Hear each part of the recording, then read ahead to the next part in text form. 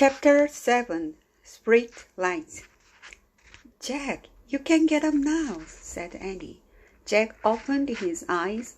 Annie was standing over him. She still had her mask on. "We are on safe ground," she said. Jack felt as if he'd been dreaming. He looked around. They had reached the tundra at the edge of the frozen sea. The cops were lumping in the distance. But their mother was sitting nearby, gazing at Jack and Annie.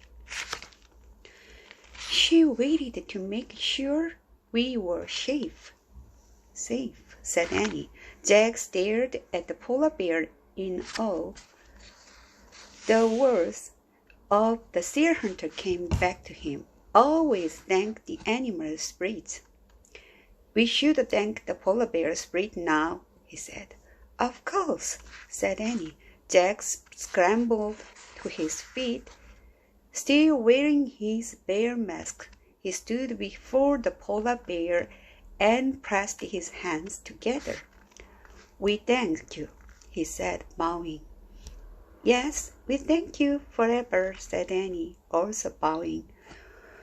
"We thank you beyond the moon and the stars," said Jack. "And beyond the deepest sea," Annie added. Then she threw out her arms and twirled around. Jack did the same.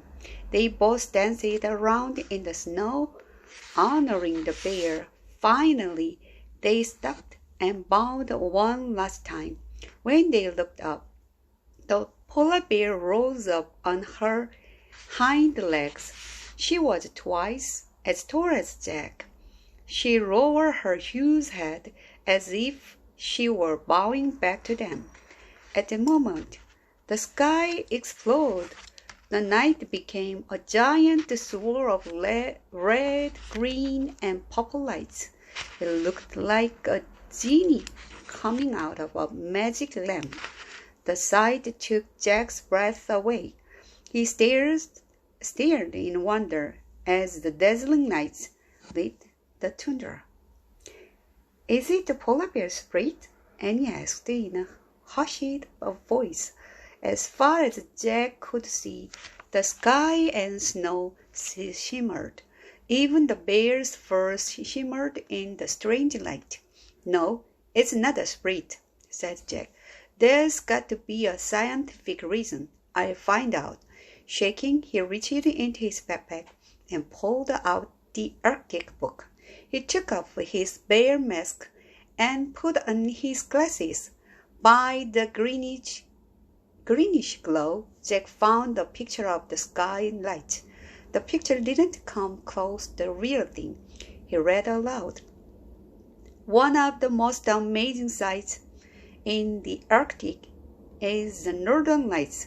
The swirl of light is caused by electrically charged particles from the sun striking atoms and molecules in the Earth's atmosphere." "See, there is a scientific reason," said Jack. "Isn't that sweet?" Then suddenly all the dancing lights were gone, as if someone had blown out a candle.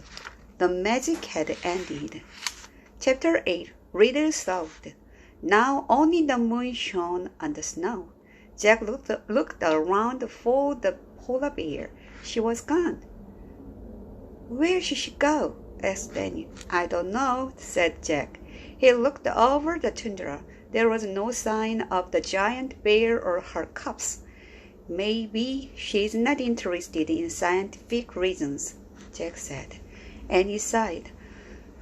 She took off her bear mask and handed it to Jack. He put both their masks in his pack. "Now what?" asked Annie. They looked around. The vast fields of snow ended in darkness.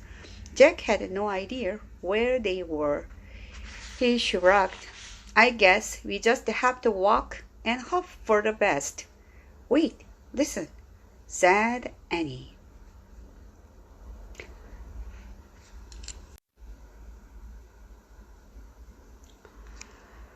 From the distance came howling sounds. They grew louder and louder. "Yay! We don't have to wait long," said Annie. "The huskies are coming." Howling filled the night as the dog sled came into view. The seal hunter was running beside it. "We are here! Over here!" called Jack. He ran toward the sled. Annie followed. "I was afraid you were lost," said the seal hunter.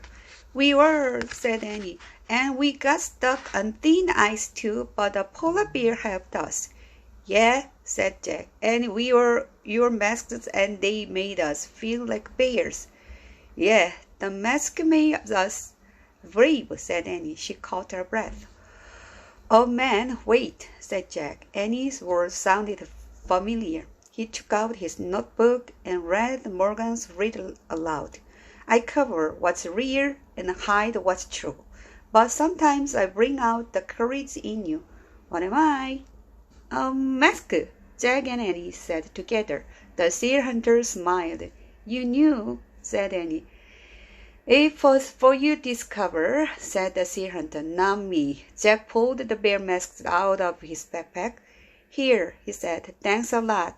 The hunter took the masks and put them inside his parka. "We can go home now," said Jack. "Do you mind taking us back to the tree house?" said Annie. The seal hunter shook his head. "Climb on," he said. Jack and Annie climbed onto the dog sled. "Mush," said the seal hunter. "Mush," said Annie. "Mush," said Jack. Snow began to fall as they took off across dark ice.